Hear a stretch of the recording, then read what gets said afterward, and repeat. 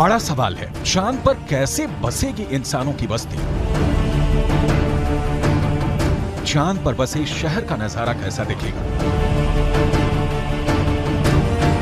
क्या चांद की जमीन पर भी धरती जैसी फसल लहराएगी?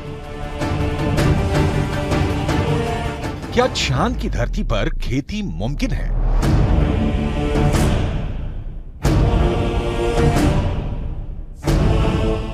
विज्ञान कहता है कि चांद पर अभी इंसानों के रहने लायक वातावरण नहीं है, लेकिन नासा का कहना है कि आने वाले वक्त में चंद्रमा की धरती को रहने लायक बनाया जा सकता है।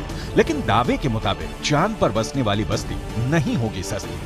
अंतरिक्ष में चंद्रमा धरती का सबसे करीबी पड़ोसी पिंड है। पिछले 6 दशकों में इंसानों ने 100 से भी अधिक मून मिशन को अंजाम दिया है। सभी मिशन को कामयाबी नहीं मिली, लेकिन इन मिशन ने चांद को सबसे ज्यादा खोजा जाने वाला स्थान बना दिया और अब चंद्रमा पर जीवन की संभावनाओं की तलाश हो रही है।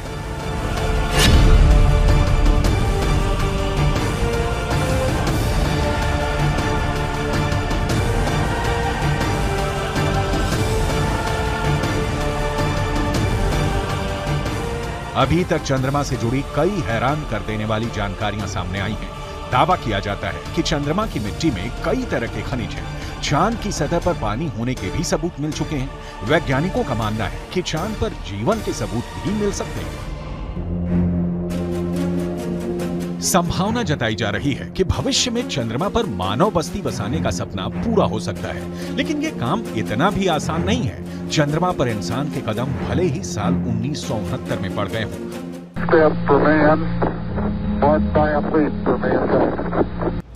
लेकिन कड़वी सच्चाई ये भी है कि 1972 के बाद से किसी भी अंतरिक्ष यात्री ने चांद पर कदम नहीं रखा। जब से इंसान ने चांद पर कदम रखा है, तभी से वहां इंसानी बस्ती बसाने की चर्चा चल रही है। 1972 से अभी तक 51 सालों में कई मून मिशन भेजे गए और उससे जो जानकारी हासिल हुई, उसके बाद से अब चांद पर मानव बस्ती का सपना जल्द आसान हो सकता है, लेकिन ये बहुत अधिक खर्चीला भी हो सकता है। क्योंकि अगर चंद्रमा पर कॉलोनी शुरू करने के लिए धरती से सामान भेजने होंगे तो ये काफी महंगा साबित होगा। एक अनुमान के मुताबिक सिर्फ 100 लोगों के लिए चांद पर जरूरी सामान भेजने के लिए करीब 1.25 लाख करोड़ रुपए का खर्च आएगा। ऐसे में अगर चांद पर इंसान को रहने लायक बस्ती बसानी है तो सबसे पहले रोटी, कपड़ा और मकान जैसी बुनियादी जरूरतों को पूरा करना होगा, जिसमें सांस लेने के लिए हवा, पीने के लिए पानी, पेट भरने के लिए खाना, हवा के दबाव से लैस रहने लायक जगह और रोशनी के लिए बिजली जरूरी होगी।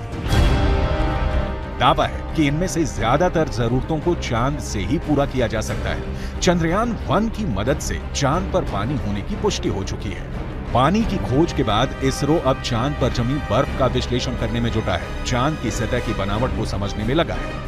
नासा के मुताबिक चांद के दक्षिणी ध्रुव पर बर्फ है। बर्फ के साथ साथ वहां दूसरे प्राकृतिक संसाधन भी हो सकते हैं। साल 1998 में नासा ने मून मिशन के तहत ये बताया था कि दक्षिणी ध्रुव पर हाइड्रोजन है। नासा का दावा है कि अधिक मात्रा में हाइड्रोजन होने की वजह से वहां बर्फ होने की संभावना है। इसके अलावा चांद के दक्षिणी ध्रुव पर बड़े-बड़े पहाड़ और कई गड्ढे हैं। ज्यादातर गड्ढे ऐसे हैं जहां अरबों साल से अंधेरा है। अमेरिका के नासा के मुताबिक घुप अंधेरे के बीच यहां बर्फ का जमाव हो सकता है। अंदाजा यह भी है कि चांद के दक्षिणी ध्रुव पर अरबों सालों से पानी बर्फ के रूप में जमा हो सकता है। अगर चंद्रयान 3 का लैंडर और रोवर चांद पर बर्फ की मौजूदगी की पुष्टि कर देते हैं तो वहां मानव बस्ती बसाने की संभावना और बढ़ जाएगी। हालांकि इससे पहले भी चंद्रमा की सतह पर पानी होने के संकेत मिले थे। चांद के छाया में रहने वाले हिस्से में पानी के होने के संकेत मिल चुके हैं। वैज्ञानिकों को चांद के उस हिस्से में पानी होने के साक्ष्य भी मिले हैं जहां सूर्य का सीधा प्रकाश पड़ता है। ऐसे में अगर चंद्रयान 3 चांद के दक्षिणी ध्रुव पर पर्याप्त बर्फ होने की पुष्टि कर देता है तो चांद की सतह पर मौजूद बर्फीले पानी से इंसानों की बस्ती और चंद्रमा पर अर्थव्यवस्था के लिए आधार को तैयार करने में मददगार साबित हो सकती है। आइए रसायन विज्ञान की भाषा में समझ लेते हैं कि ये कैसे मुमकिन हो सकता है। रसायन विज्ञान में बर्फीले पानी का रासायनिक सूत्र होता है H2O। पानी एक एक अणु में हाइड्रोजन और ऑक्सीजन 2:1 के अनुपात में मौजूद होता है, यानी पानी के एक अणु को हाइड्रोजन और ऑक्सीजन में तोड़ा जा सकता है। H2O equals H2 plus O2, यानी पानी की मौजूदगी में चांद पर सांस लेने के लिए ऑक्सीजन बनाना आसान है।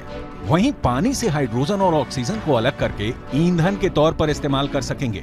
साथ ही साथ पानी से चांद पर बिजली भी तैयार की जा सकती है।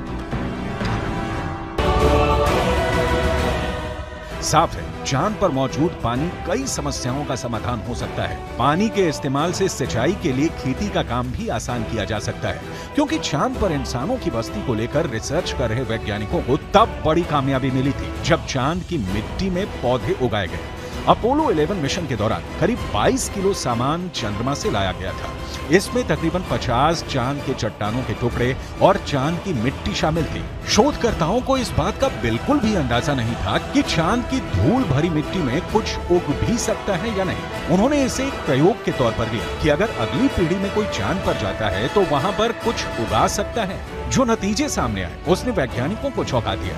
ऐसे में अगर चांद के दक्षिणी ध्रुव पर पर्याप्त मात्रा में पानी नहीं मिलता तो चांद पर बस्ती बसाने का सपना अधर में लटक सकता है। यानी चांद पर सस्ती बस्ती बसाने में चंद्रयान 3 बहुत बड़ा रोल निभाने वाला है, जिसकी शुरुआत चंद्रमा के दक्षिणी ध्रुव पर भारत के धमाकेदार दस्तक के साथ हो चुकी है।